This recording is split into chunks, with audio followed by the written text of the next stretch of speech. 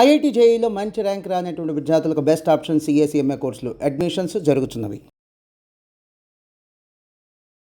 వాగర్థావివ సంపృక్తౌ వాగర్థ ప్రతిపత్తయే జగతః పితరౌ వందే పార్వతీ పరమేశ్వరౌ. ఆదిత్యాయ చ సోమాయ మంగళాయ బుధాయ చ గురుశుక్రశనిభ్యశ్చరాహవే కేతవే నమః. శృంగేరి జగద్గురు పీఠాధిపతులకి, కంచి పీఠాధిపతులకి నమస్కారములు తెలియజేసుకుంటూ కార్యక్రమాన్ని ప్రారంభిద్దాం. ఈ జూన్ 16వ తారీఖు నుంచి 30వ తారీఖు వరకు ద్వాదశ రాశులలో జన్మించినటువంటి వారికి ఏ విధంగా ఉండబోతుందో తెలుసుకునే ప్రయత్నం చేద్దాం. ముందుగా వీక్షించేటువంటి ప్రేక్షకులకి ఒక చిన్న మనవి. చాలామంది ఎంతో గొప్పగా ఆదరిస్తూ వస్తున్నారు ఈ యొక్క రాశుల ఫలితాలకు సంబంధించి. ప్రతి 15 రోజులకు ఒకసారి చేస్తూ ఉన్నాం. అయితే కొంతమంది ఈ చెప్పినటువంటి ఫలితాలు మాకు వ్యతిరేకంగా జరుగుతున్నాయి అనేటువంటి యొక్క అంశము, ఎందుకు మాకు జరుగుతున్నాయి అనేటువంటిది కూడా బాధను వ్యక్తం చేస్తున్నారు. అయితే గమనించినటువంటి అంశం ఏంటంటే, చాలామంది కన్ఫ్యూజన్ అనేటువంటిది అవుతున్నారు అనేటువంటిది. అంటే వాళ్ళకి పుట్టినప్పుడు జన్మ నక్షత్రం ఒకటి ఉంటుంది, కానీ ఆ నక్షత్రాన్ని బట్టి రాశి ఉంటుంది. ఆ రాశిని మీరు పరిగణనలోకి తీసుకోకుండా మీ యొక్క నామ నక్షత్రానికి మాత్రమే ఉన్నటువంటి రాశిని పరిగణనలోకి తీసుకుంటున్నారు. ఉదాహరణకి కోదండరాం అనేటువంటి పేరుంది. అది ఆ కోదండరాం అనేటువంటి యొక్క రాశి జన్మతః ఉన్నటువంటిది కుంభరాశి అని అనుకుందాం. కానీ కోదండరాం అనే పేరుంది కాబట్టి కేకో హాహి పునర్వసు కాబట్టి మిథున రాశి ఫలితాలని చూసుకుంటున్నారు. జన్మించిన రాశి ఏమో కుంభరాశి అయినప్పుడు నామనక్షత్రం ప్రకారం చూసుకునేటువంటి యొక్క మిథున రాశి ఫలితాలు ఎలా సరిపోతాయి? అది ఒక తప్పు జరుగుతుంది. తెలియనటువంటి రెండవ తప్పు ఏంటంటే, చాలామంది ఈ వెస్ట్రన్ ఆస్ట్రాలజీని ఎక్కువగా ఫాలో అవుతున్నారు. చాలా చోట్ల రాశి ఫలితాల్లో మీకు ఏం చెప్పబడి ఉంటుంది? ఉదాహరణకి జూలై 24 నుంచి ఆగస్టు 23 వరకు సింహరాశి అని చెప్పబడి ఉంటుంది.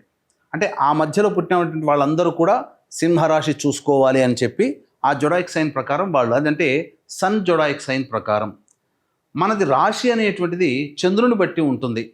అది మీరు రవిని బట్టి ఉండేటువంటి, రవి ఆ సమయంలో సింహరాశిలో ఉంటాడు కాబట్టి అది రవిని బేస్ చేసుకొని చెప్పేటువంటిది. ఇక్కడ మనం చెప్పుకునేటువంటిది చంద్రుని బేస్ చేసుకునేటువంటిది కాబట్టి మీ యొక్క జన్మ నక్షత్రం ఏదైతే ఉంటుందో ఆ రాశి చూసుకోవాలి.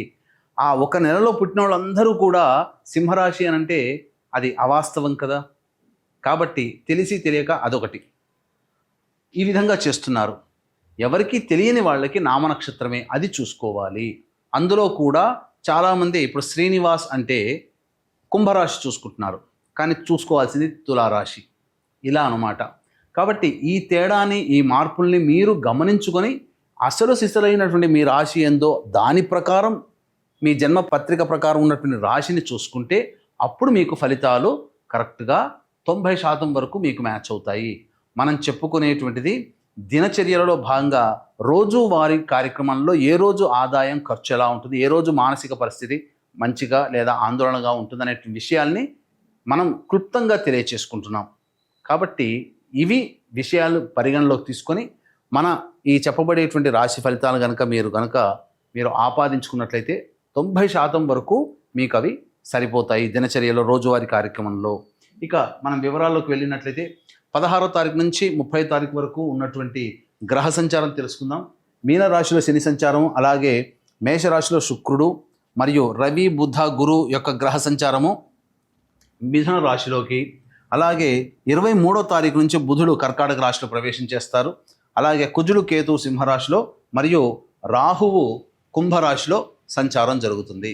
దీనిని బట్టి ఈ 12 రాశుల వారికి ఏ విధంగా ఉండబోతుంది 16వ తారీఖు నుంచి మరియు 30 జూన్ వరకు అని తెలియజేసుకుందాం. జూన్ 16వ తారీఖు నుంచి 30వ తారీఖు వరకు ద్వాదశ రాశులలో భాగంగా వృశ్చిక రాశిలో జన్మించినటువంటి వారికి ఏ విధంగా ఉండబోతుందో తెలుసుకునే ప్రయత్నం చేద్దాం. ముఖ్యంగా ఈ సంబంధించినటువంటి వృశ్చిక రాశి వారికి ప్రధానంగా గురుగ్రహ సంచార ప్రభావము అనుకూలంగా లేకపోవడం, అనగా గురువు అష్టమ స్థానంలో, అలాగే బుధుడు కూడా అష్టమ స్థానంలోనే సంచారం చేస్తూ ఉండడం, మరియు రవి కూడా అష్టమ స్థానంలో సంచారం చేస్తుండడం, ఇవి ప్రధానంగా కొన్ని ఇబ్బందికర పరిస్థితులు అనేటువంటి, ముఖ్యంగా నిరుద్యోగస్తులు ఇంకా మంచి సమయం కోసం వేచి చూడక తప్పదు. అలాగే చేస్తున్నటువంటి ఉద్యోగస్తులు మాత్రం చాలా జాగ్రత్తగా ఉండాల్సినటువంటి పరిస్థితి. గుర్తుపెట్టుకోండి, మీకు తెలియకుండానే మీ మీద కుట్రలు జరిగే అవకాశం ఉంటుంది. చెయ్యని పనికి మీరు సంజాయిషి ఇచ్చుకోవాల్సినటువంటి పరిస్థితి ఏర్పడుతుంది. కాబట్టి జాగ్రత్తలు పాటించండి. ముఖ్యంగా గవర్నమెంట్తో లింక్ ఉన్నటువంటి కాంట్రాక్టర్లు బిల్స్ కోసం ఎక్కువగా కష్టపడాలి. అలాగే టెండర్లు అనేటువంటివి వేసేటప్పుడు దైవానుగ్రహాన్ని పొందే ప్రయత్నం చేస్తే మీరు అనుకున్నట్టుగా టెండర్లు వచ్చే అవకాశం ఉంది. కాబట్టి దైవానుగ్రహాన్ని పొందే ప్రయత్నం చేయండి. 23వ తారీఖు నుంచి కూడా బుధుడు అనుకూలంగా లేని కారణం చేత ప్రధానంగా జరిగేటువంటిది ఏంటి అని అంటే, ఈ 23 వరకు సంబంధించినటువంటిది ధనపరమైనటువంటి సమస్యలు తీరినప్పటికీ 23వ తారీఖు నుంచి ధనపరమైనటువంటి సమస్యలు ఎక్కువగా అవుతాయి. కావున ఇన్వెస్ట్మెంట్స్ విషయంలో 23వ తారీఖు నుంచి జాగ్రత్తలు పాటించండి. ఇది ఒక్కటి మాత్రం సూచన చేయవచ్చు. అలాగే ఎవరికి కూడా డబ్బులు 23వ తారీఖు తర్వాత అప్పుగా ఇవ్వడం అనేటువంటిది చేయకండి. ఎందుకంటే ధనముని నష్టపోతారు. వ్యాపార అభివృద్ధి 23 తర్వాత మీరు చేయకండి. అలాగే గురువు అనుకూలంగా లేని కారణం చేత ప్రధానంగా ఏమవుతుంది, ఈ మూఢమి అనేటువంటిది మీ యొక్క వృశ్చిక రాశికి ధనాధిపతి పంచమాధిపతి గురువు. అట్టి గురువు బలహీనంగా ఉన్నాడు గురుమూఢమి సందర్భంగా. కాబట్టి తీసుకున్న నిర్ణయాలు వ్యతిరేకమవుతాయి. ధనపరమైనటువంటిది కుటుంబపరంగా నిర్ణయాలు మీకు వ్యతిరేకతనిస్తాయి. కాబట్టి ఈ యొక్క కొంత సమయం వరకు వేచి చూడడం మంచిదనే విషయాన్ని గమనించుకోవాలి. ఇక శుక్రగ్రహ సంచార ప్రభావం కూడా అనుకూలంగా లేదు ఈ యొక్క వృశ్చిక రాశి వారికి. కాబట్టి ముఖ్యంగా భాగస్వాములతో, జీవిత భాగస్వామితో ఎవరితో కలిసి పనిచేస్తారో, ఎవరితో కలిసి ప్రయాణం చేస్తుంటారో వాళ్లతో మీరు సానుకూలంగా ఉండండి. వాగ్వివాదాల జోలికి వెళ్ళకండి. విలువైన గృహోపకరణాల వస్తువులు మీరు చెయ్యకండి. ఇది జాగ్రత్తలు పాటించండి అని చెప్పవచ్చు. స్త్రీలతో వాగ్వివాదాలు పనికిరావు. ఇక శని కూడాను అనుకూలంగా లేని కారణం ప్రధానంగా పంచమ స్థానంలో రాశి ప్రభావం, శని సంచార ప్రభావం చేత నిర్ణయాలు తీసుకునేటప్పుడు 1కి 2 సార్లు ఆలోచించి నిర్ణయం తీసుకోండి. పెద్దల యొక్క సలహాలు సూచనలు పాటించండి. ఇది చెప్పవచ్చు. అలాగే కుజకేతుల యొక్క సంచార ప్రభావము, ఉద్యోగంలో మార్పుల్ని కోరుకుంటారు.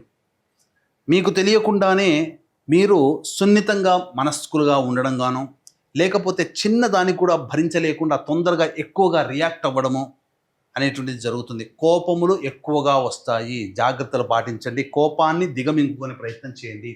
ఇక రాహువు కేతువు, అర్ధాష్టమ రాహువు, దశమ కేతువు, ఇది తీసుకున్న నిర్ణయాలు సరిగ్గా అమలు చేయలేనటువంటి పరిస్థితి. ఒక్క బుధుడు తప్ప మిగతా ఏ గ్రహాలు కూడా అనుకూలంగా లేని కారణం చేత నవగ్రహాల యొక్క అనుగ్రహం సంపూర్ణంగా మీరు పొందక తప్పదు. కాబట్టి వీక్షించేటువంటి ప్రేక్షకులు కూడా గమనించాల్సినటువంటి అంశం ఏంటంటే, దైవానుగ్రహం ఈ వృశ్చిక రాశి వారికి కావాలి. కావున దైవానుగ్రహంతో మీరు చక్కగా మీ పనులలో విజయాన్ని సొంతం చేసుకుంటారని చెప్పవచ్చు. ఈ యొక్క వృశ్చిక రాశిలో జన్మించినటువంటి స్త్రీలకి ముఖ్యంగా ఆరోగ్యం పట్ల శ్రద్ధ వహించాలి. అనారోగ్య సూచనలు, శ్వాస సంబంధమైనటువంటి ఇబ్బందులు, అజీర్తికి సంబంధించినటువంటి ఇబ్బందులు, శిరోబాధలు, ఇవి చాలా మటుకు పెరుగుతాయని చెప్పవచ్చు. ఎవరికి కూడాను జామీందారుగా, గ్యారంటీదారుగా ఉండకండి. మీ డబ్బులు ఎవరికి అప్పుగా ఇవ్వకండి. ఒకసారి పోతే మళ్ళీ తిరిగి రావు. ఈ సమయం ఈ స్త్రీలకి అనుకూలంగా లేదు. ఉన్నటువంటి చేస్తున్నటువంటి వృత్తి వ్యాపారాలు మీరు సాధారణంగా కంటిన్యూ చేయండి తప్ప కొత్త వాటి జోలికి వెళ్ళకండి. ఇప్పటికే మీకు గౌరవంగా ఉన్నటువంటి వాళ్ళు మీకు మళ్ళీ అగౌరవాన్ని పరిచే విధంగా ఉంటారు. కుటుంబ సభ్యుల యొక్క ప్రేమని కోల్పోతారు. చేయని తప్పుకి మీరు శిక్ష పడాల్సినటువంటి పరిస్థితి వస్తుంది. కాబట్టి ఎవరితో కూడాను అతిగా ప్రేమ, అతిగా కోపము ప్రదర్శించకండి. ఇది సాధారణంగా చెప్పవచ్చు. ఏతావాత ఈ యొక్క రాశిలో జన్మించినటువంటి విద్యార్థులు బాగా కష్టపడితే తప్ప అనుకున్నటువంటి యూనివర్సిటీలో సీట్ సంపాదించుకోలేకపోతారు. అలాగే ఉద్యోగస్తులు జాగ్రత్తలు పాటించండి. మీకు ఉద్యోగము ఇబ్బందులు ఎదుర్కొనే అవకాశం ఉంటుంది. నిరుద్యోగస్తులైతే మంచి సమయం కోసం వేచి చూడండి. అలాగే ఈ యొక్క వృశ్చిక రాశిలో జన్మించినటువంటి వారికి వివాహ సంబంధాల విషయాల్లో మీకు ఫలితములు తక్కువగా ఉంటాయి. సంతానం కోసం ఎదురు చూసేటువంటి వ్యక్తులు ఈ మౌఢమి దాటిన తర్వాత సంతాన ప్రయత్నం చేస్తే చాలా మంచిదనే విషయాన్ని గమనించుకోవాలి. ఏతావాత మిశ్రమం కంటే తక్కువ ఫలితాలు ఈ యొక్క వృశ్చిక రాశి వారికి 16వ తారీఖు నుంచి 30వ తారీఖు వరకు ఉంటాయి. అయితే ఈ 16వ తారీఖు నుంచి 30వ తారీఖు వరకు ఎప్పుడు సమస్యలైనా మంచి రోజులు ఉండవా అంటే గ్రహ సంచార ప్రభావం మీకు కొంత యోగాన్ని కలగచేస్తుంది. ఎలా మీకు యోగిస్తాయనేది మనం తెలుసుకుందాం. వీక్షించేటువంటి ప్రేక్షకులకి గమనిక, ఈ యొక్క జూన్ 21వ తారీఖు రోజున ఏకాదశి అశ్విని నక్షత్రంతో కలిసినటువంటిది అద్భుతమైనటువంటి రోజు.